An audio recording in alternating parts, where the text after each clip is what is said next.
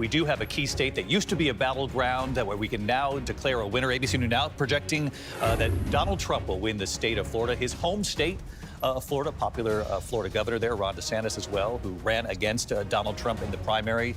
Donald Trump will pick up the 30 electoral votes from his home state of Florida. That's with 77% of the vote coming in.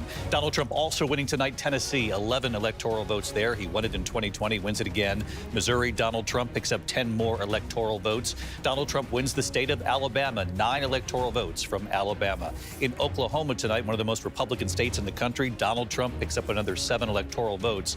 Vice President Kamala Harris wins in the solidly Democratic state of Massachusetts, 11 electoral votes. Joe Biden, of course, won there handily by 33 points 4 years ago. Vice President Kamala Harris winning the state of Maryland tonight, 10 electoral votes there. We're going to be watching that Senate race very closely. The District of Columbia tonight, 3 electoral votes. The winner, Vice President Kamala Harris. In Illinois tonight, we're watching the raw numbers coming in. Obviously, too early to call. As soon as we got numbers on the board, we'll go back to that. 19 electoral votes up for grab. New Jersey, not a winner yet, 14 electoral votes. The polls have just closed in Connecticut as well. They've closed in Mississippi. They've closed in Maine.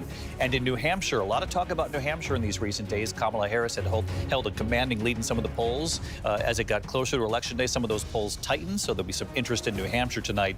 In Rhode Island, they just closed the polls there. 4 electoral votes up for grabs. In Delaware, 3 electoral votes up for grabs. They've just closed the polls there. Let's take a look at the map so far. Kamala Harris winning 3 states in Washington, D.C. Donald Trump picking up 8 states tonight. As you can see, the electoral count right there on your screen, 27 to 90 on the race to 270. We do have